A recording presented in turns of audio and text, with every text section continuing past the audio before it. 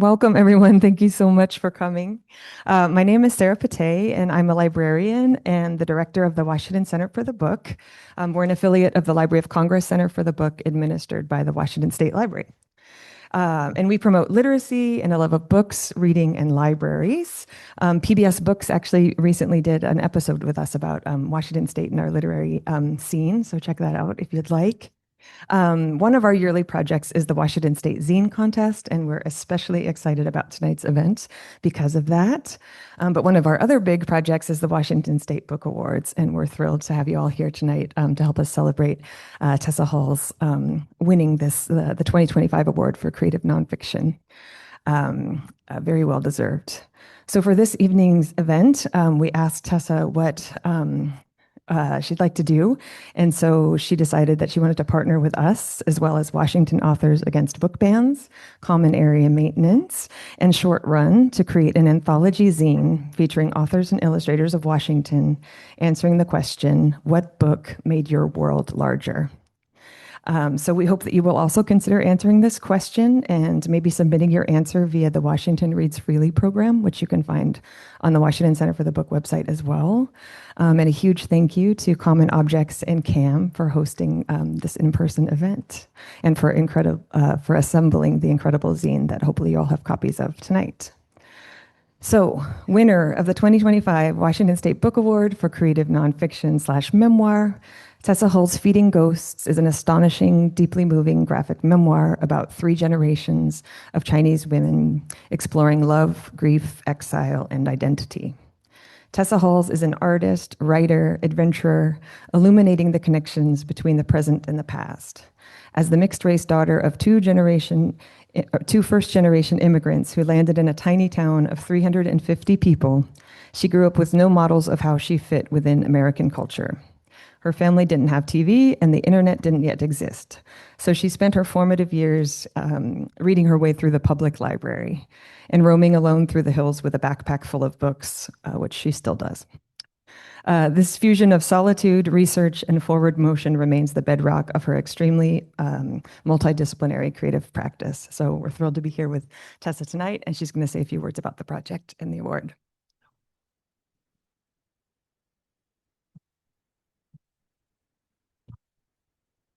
Thank you everyone for coming out tonight. I won't reiterate all the partners because there are so many. But when award season happened and my life got very, very strange, I'd had a little bit of practice before thinking about what does it mean to be an individual artist or writer who wins an award.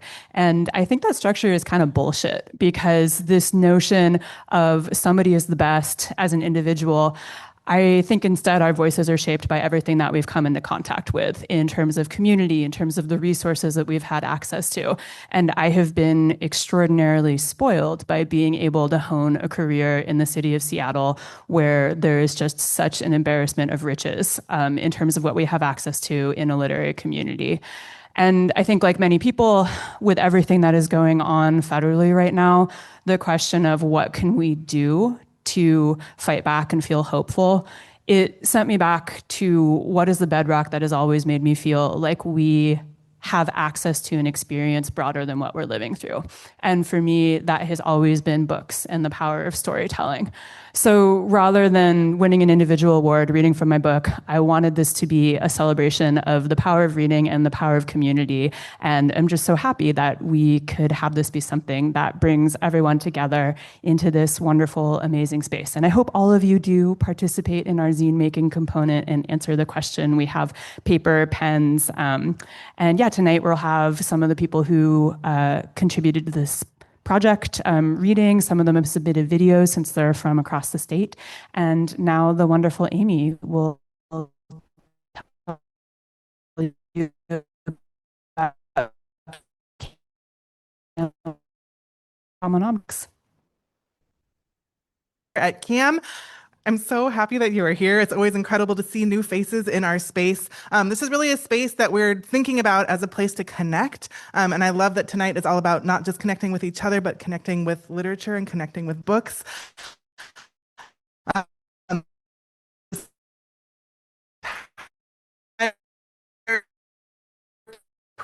of coming this evening has been an incredible that we were invited to participate in this. And it's been an honor to get to spend time with all of these beautiful ideas in the creation of this zine. So I do hope that you take some time to really look through these ideas. I spent a lot of time looking at these ideas in the formation of this book. And it didn't get old. It didn't get boring. I'm so excited also to put some faces to some of these names in this piece of work. And I think it's really worth the time to explore this question. So as Tessa said, I do hope that you'll stay and think deeply about the books that have impacted our lives and that have helped us expand and grow, because this is a time when we need to be continuing to expand and grow and like spread our web of connection outwards, because there's a lot of like shrinkage that's happening in our hearts and in our world. And so this moment and this evening is a time to like stretch and push those walls, push those boundaries, put out those feelers towards each other, and connect. So thank you so much for being here, and thank you to all the collaborators for making this happen. Hope you have a wonderful evening.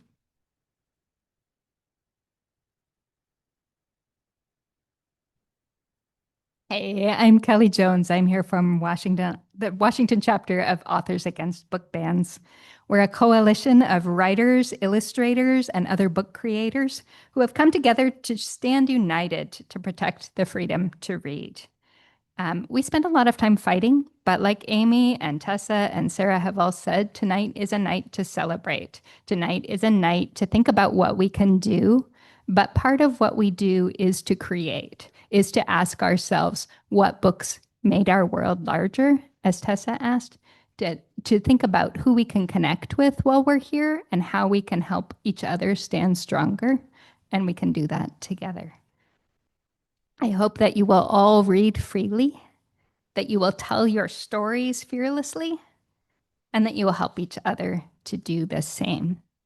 So as one example, this was kind of fun. We have a one-page zine for anybody who wants to check this out. This was created by Maya Kobabe, the author of Genderqueer, which is a book that's been under attack for years. And Maya created this to talk about what Authors Against Book Bans does. Pick one up from me if you'd like, and check out our website at authorsagainstbookbans.com if you'd like to know more about our work. Thank you.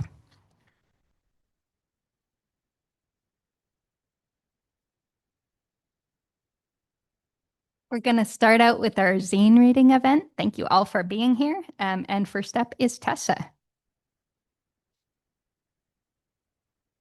Okay, we have images. Stand by.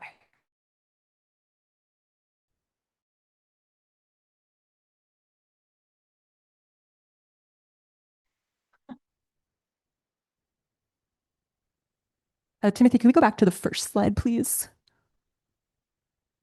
Yeah, that's the right direction. All the way back. Yeah. Okay. When I was about 10 years old, I stumbled upon Alana, the First Adventure by Tamora Pierce.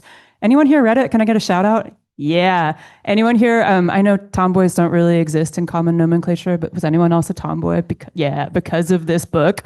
All right. The plot was simple. 10-year-old Alana is supposed to go off to the palace and learn to be a proper noblewoman who will be a good wife and mother. She doesn't want to. So she hatches a harebrained scheme to switch places with her brother and disguise her gender to become a knight. She gives herself an awkward bowl cut, decides she'll worry about hiding puberty later, and heads to the palace to pursue her dream. She, of course, becomes a badass. Alana was published in 1983, and sure, there are elements that haven't aged well. But for me, reading this book was a revelation. Pierce's writing was my first conscious experience of someone else's words helping me articulate something I'd been trying to voice within myself. On a formative level, I saw the power of writing to illuminate hidden patterns, to show the broader systemic forces beneath our individual lives. Watching Alana go charging off towards adventure on her own terms taught me a certain audacity of scale. She demonstrated that you can look at the list of options in front of you and say, none of the above. Both personally and professionally, I ran with that to an unusually robust degree. She had a magic cat named Faithful. Want to guess what I named my dog?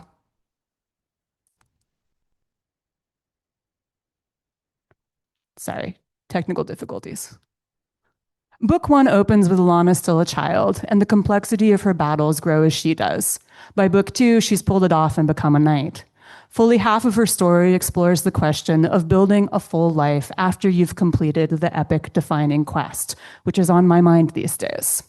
I came to see the series as one arc. I taped them together as one megabook. Efficiency. Alana's early struggles, what the fuck is a period, and how do you deal with bleeding monthly when you're out doing epic stuff, resonated with me. But they resonated more as they veered away from clear binaries, asking questions about loyalty, grief, social class, and how to balance what we owe ourselves with what we owe the world. And above all else, I learned from the way she grew into her femininity, how she became strong as a man, and saw how that brittle structure was incomplete. In her, I saw a woman who learned to be at home in both her femininity and her strength, and who built a vast chosen family who supported her in ways her biological family could not. And while I wish Tamora Pierce's happily ever afters didn't always involve marriage and children, I learned something in how Alana had options, but held out for the man who never tried to change who she was. When I look at my own life, I see how deeply I was shaped by a stubborn, unusually athletic tomboy with a strong moral compass and insatiable need to be in the world. It didn't matter that she was fictitious. She gave me a model for who I was allowed to be. The right book at the right time.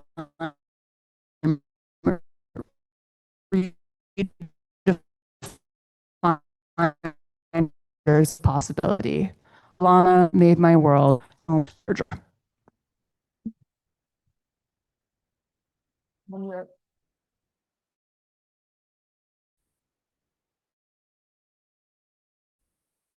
We're super of Tessa as I watch an Akbari. Do you want to come up? The artist was not able to be here tonight, but we have Parisa.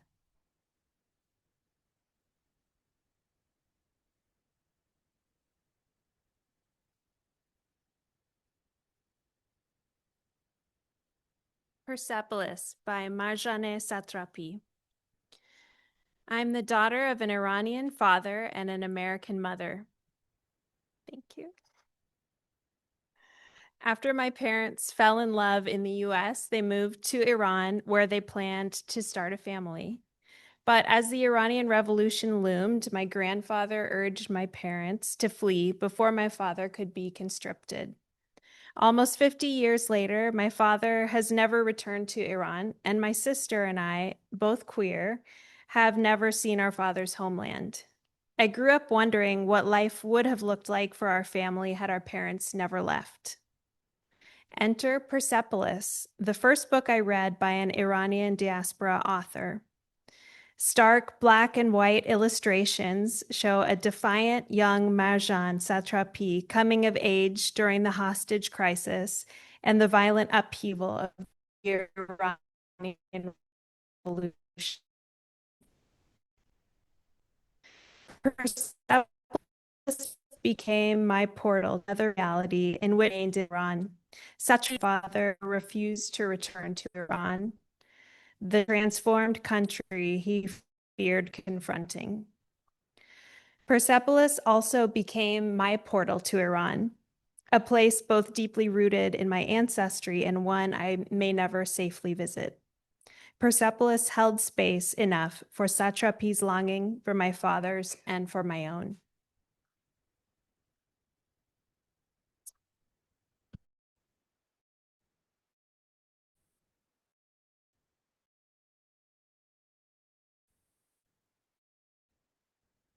And we thank the artist Marie Haussauer for her art too.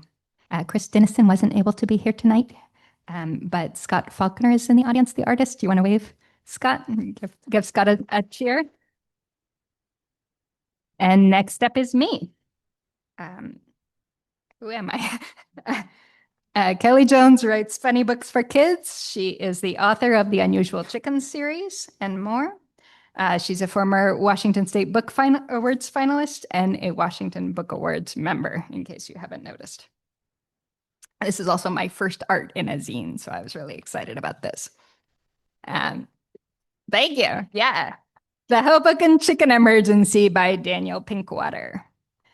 I discovered the Hoboken Chicken Emergency by Daniel Pinkwater at my small town public library as a kid and was immediately sucked into the magical land of Hoboken. I love fantasy, and Hoboken had it all. More than one grocery store, apartments soaring 25 stories high, the mayor riding around in a limousine, and a kid who was trusted to go to the grocery store by themselves.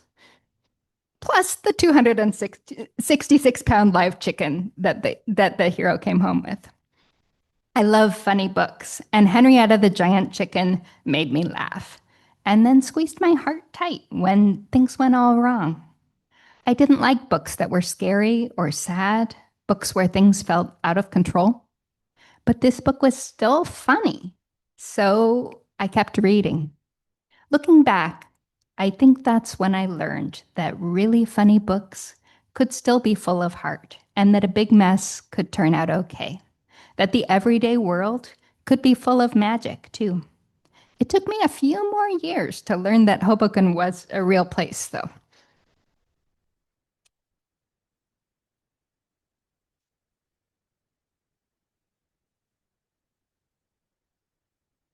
Thank you. Do we have Scott Kurtz or Benjamin Dewey here? All right, shout out to them for their work. Let's check it out in the zine. It's amazing. And Nina Layden will have a video from later. Lawrence Ingracia will also have a video from later. Just in case through zine like that. Suzanne Hoffman, you will give a wave. Awesome. Thank you for your work and your art. Colson will have a video from later. Colleen, I know you're, come on up. Hicks is an award-winning cartoonist living in Seattle. You can read more at tragicrelief.com. And Colleen is another fellow Authors Against Book Bans member. Thank you.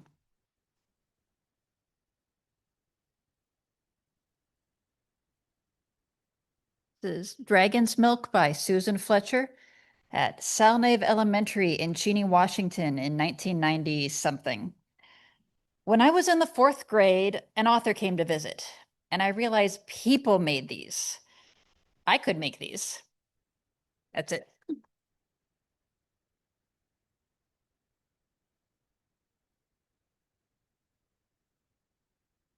I would just like to say that's not it. She kept going. Yeah. Tamika Nomura couldn't be here tonight. Sierra Rosario, the artist, also couldn't be here, but we appreciate their work. Katie Prince. And Beline Medina also could not be here tonight. Sorry, I'm getting all over the place here. Thank you, Beline, for your work, your words, and your art. Katie Prince is the author of Tell This to the Universe. And Katie is also a 2025 Washington State Book Awards finalist. Katie?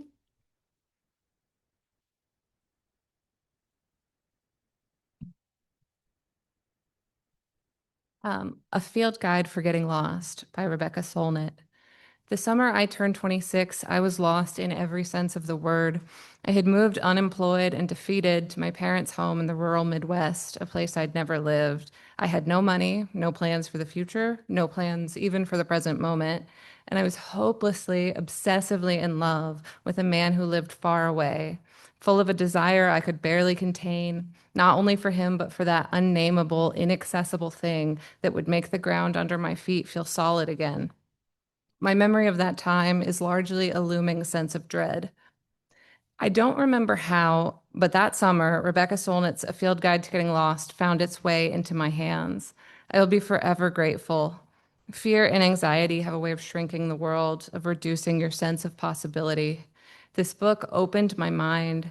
It gave me the language to confront my fear of the unknown, to view my ceaseless longings in a new light. In that moment, an unimaginable world materialized before me.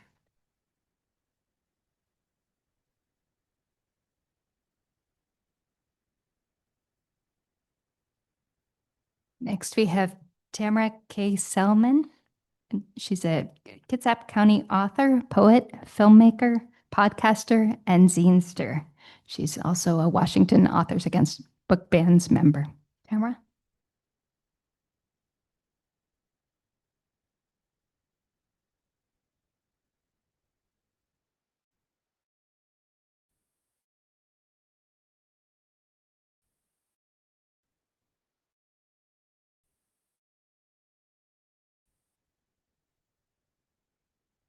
Thanks for ever getting it. Thank you very much. So right. Do this. The Vintage Bradbury by Ray Bradbury. Drew mysteries I normally unwrapped at Christmas. Not that I minded the plucky sleuth, I envied her independence. Cunninglance were bigger mysteries to be solved. TV shows projected happy nuclear families back in the 1970s, not the den of misogyny and abuse I lived in. Then I read The Veldt. Two children play in a state-of-the-art nursery using virtual reality they control. I was intrigued at what could be an early illustration of today's smart home. My imagination peaked, however, when I read to the end, discovering how the parents become victims of their own clueless privilege. There was a kind of wish fulfillment in the story, for sure, but also a truth, however harsh, something pop culture had withheld from little girls like me. Living under the iron fist of my John Bircher father during the rise of capital F feminism, The Veldt inspired in me an entirely new worldview. Now at age 60, I proudly claim my worth as a speculative fiction writer thanks to Ray Bradbury's darkly humorous dystopian stories. Thank you.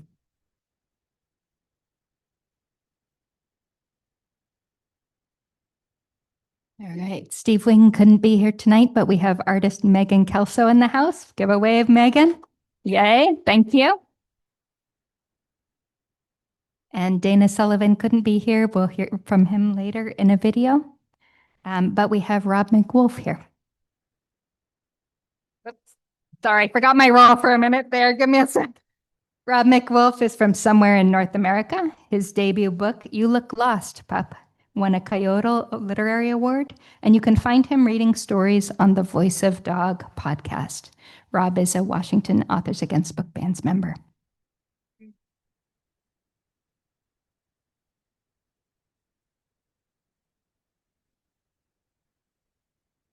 I think I'd recommend Circles by Steve Demansky, Scott Fabianic, and Andrew French.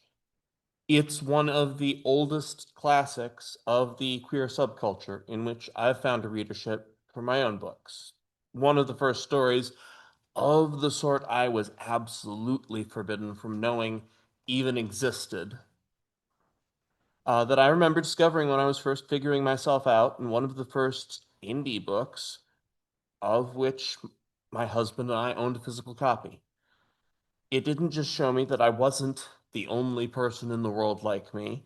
It showed me that the things about people like me I'd been taught to be afraid of weren't what I'd been told. And it showed me a route I could take to tell my own stories.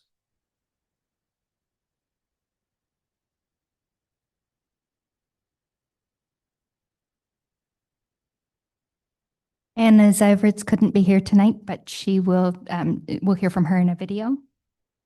And Lily Lamont also couldn't be here. Do we have Rod Driver here? Give a wave. Yes. Thank you for your art for Lily's piece there. Minor tech accident. Ignore that. Okay. We'll hear from Brandon Huang later. And okay. Ooh, here. Sorry, everybody. John Nelson was born and raised on the Sammamish Plateau. John Nelson now resides near Spokane, where he writes, volunteers at Spark Central, and collaborates with his wife, pets, and occasional moose.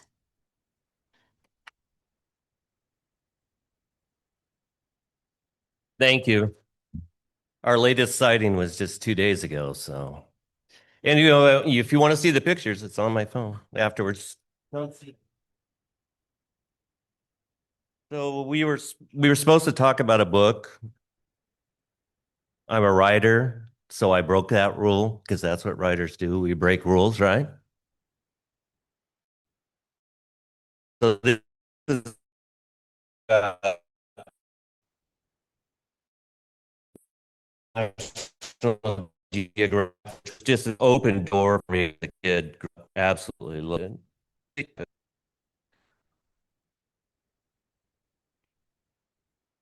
First stop, Göbekli Tepe. I practiced that, by the way. 100 centuries in the past.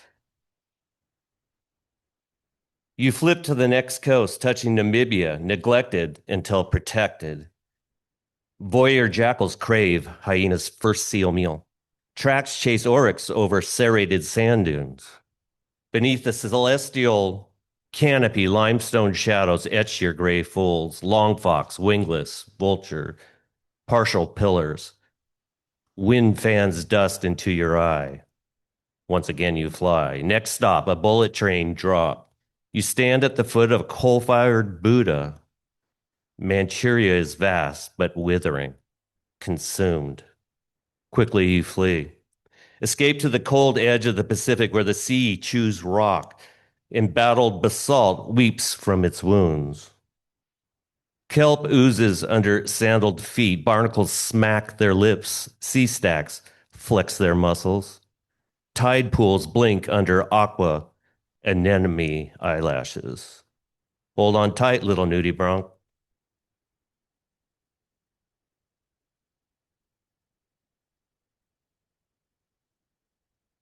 Once again, quartered under a starry night, you grasp the ecliptic. Jupiter shades its little ones. Someone knocks on Europa's door. The portal closes as you fall to the floor. But temper your sorrow. Next month, another issue will follow.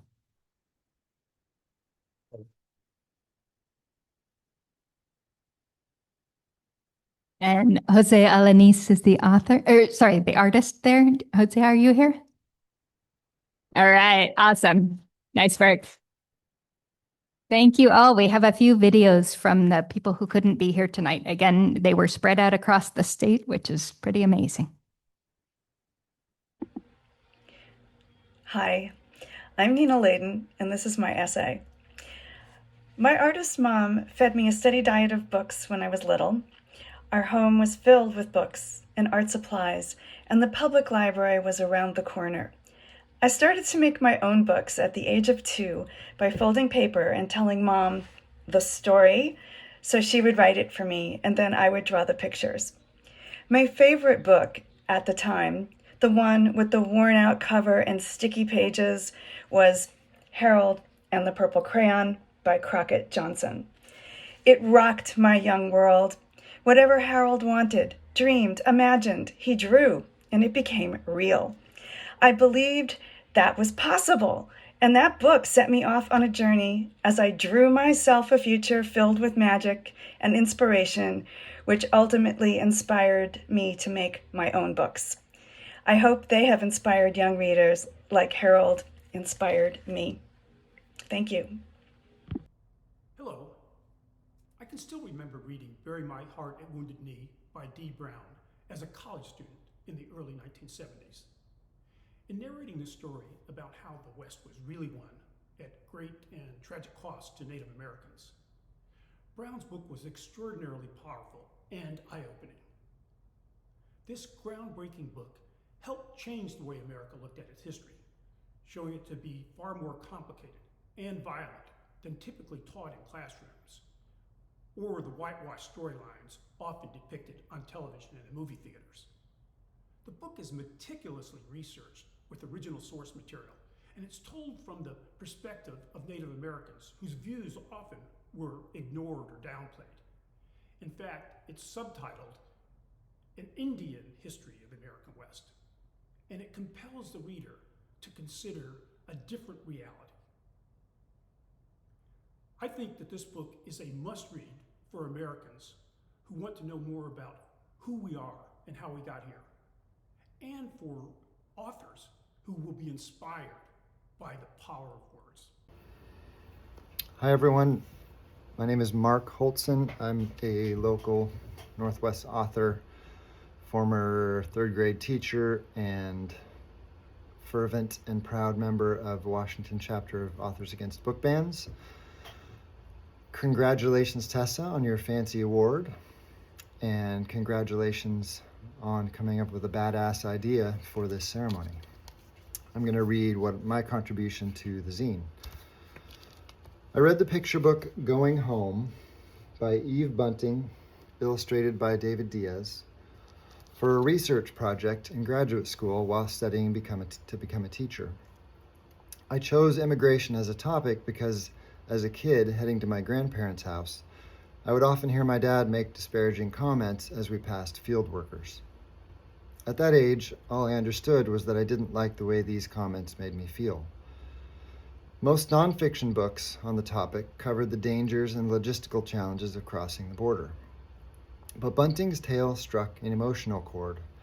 It's about field worker parents taking the child narrator and her siblings home to Mexico for Christmas. But the kids don't think of Mexico as home. They were born in the States. When they journey south, the villagers welcome their family with pride, and their parents dance looking lighter and happier than she's ever seen them.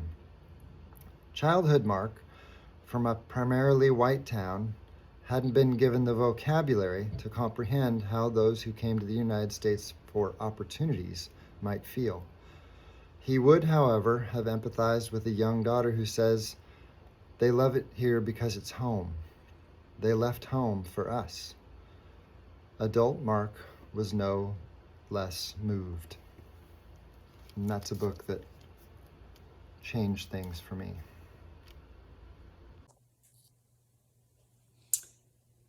I read The Snowy Day by Ezra Jack Keats for the first time as an adult to my then young boys.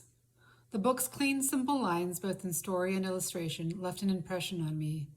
It became one of the books I could not let go of, even as my children grew out of reading picture books. This story ignited my long dormant creative energy. It was the beginning of my life as a picture book writer. Like Ezra Jack Keats, who placed a black boy at the center of his story of a child enjoying an ordinary day in the snow, I choose to bring books into the world that also center brown girls and boys. I'm still striving for the simple beauty that Ezra Jack Keats achieved with his stories and pictures. But for now, I'm working on my craft and excited to continue this journey. I hope one day I can also add my own pictures to my words. Thank you. The book had a blue cover. 3 human figures in white silhouette, ringed in green and black spirals. One of the human figures, the one near the bottom right, and thus the one where our eyes are meant to land, was dressed in a skirt, a young girl. It was the first edition of Madeleine L'Engle's A Wrinkle in Time, nestled in my elementary school library. A Wrinkle in Time had me from the old chestnut first line, "It was a dark and stormy night," to its powerful conclusion. It was my first taste of science fiction or fantasy. It felt like a natural extension of the Greek mythology I'd loved as early as first grade. In a sci-fi world with very few female heroes, Meg Murray's qualities, bookish, insecure, not conventionally attractive, resonated with me in the 1970s, even more than the bold heroism of Princess Leia in Star Wars. L'Engle was the first novelist to teach me about other worlds, about nonlinear and linear time, about how poetry can also be its own narrative device in novels, about strong young women. She made my worlds and my writing bigger, better, and braver. The Martini Chronicles by Steve Wing. I was prowling through old newspaper and undersea light on my first visit to the library, wondering if there was any there for me. Then I saw it, the Martini Chronicles, My knack for reading had ranged far ahead of my sounded out powers, and so I called people from Mars Martinis. I also called people from Venus Venetians, though what people from Venus had to do with those horizontal slatted things on windows, I had no idea. I slid the book off the shelf and opened it. They had a house of crystal pillars on the planet Mars by the edge of an empty sea, and every morning you could see Mrs. K eating the golden fruits that grew from the crystal walls, or cleaning the house with handfuls of magnetic dust. I almost snapped the book shut so I wouldn't disturb the other patrons. I almost expected the frowning librarian to hustle over any second to hush the dazzle. Instead, I checked the book out, and by the time I finished reading it, I knew how to say Martian, and I knew I'd go back to the library. Hi, I'm Dana Sullivan, and Maurice Sendak's Where the Wild Things Are certainly made my world larger. So I made a zine about it, and I'm going to read that to you right now. Thanks. Maurice Sendak's The Wild Things. Man, this kid is a jerk. What kind of monster chases their dog or cat? A 3-day wild rumpus. Why would he ever go home? And his mom still made him dinner. Hey, you hungry? Meow. Hi, this is Anna Zebarts. I am a visually impaired parent and a writer who organizes disabled transit riders through the Non-Drivers Alliance and the Week Without Driving. And I'm also a 2025 Washington State Book Award finalist for my book, When Driving Is Not an Option, Steering Away from Car Dependency, which was published by Island Press. The book I'm sharing about today is Deciding to See the View from Nathan's Bus by Nathan Bass, which was published by Chin Music Press in 2025. Before reading Nathan's work, I felt like I hadn't read anything that reflected my experience of living in Washington State. As a visually impaired person, I can't drive, and so I rely mostly on buses and bus drivers like Nathan. My life is also shaped by living in the Rainier Valley of Seattle. The bus that I rely on is the 7, which is one of King County's busiest routes, serving many other non-drivers like me who are disabled, recent immigrants or houseless or can't afford cars. Riding the 7 is when I realized that there were so many of us who couldn't drive, but we become invisible in a world that assumes driving. Nathan's writing about his experience as a 7 bus driver and the vignettes he shares of his passengers are a powerful counter-narrative to this erasure. Hi, I want to thank Tessa for her generous idea to share and create this community. To Kelly for herding cats to organize this event. I know I'm one of those cats. Thank you to Sarah at the Washington Center for the book, to Washington Authors Against Book Bans, Common Area Maintenance, and Short Run. So here's what I wrote to Tessa's question.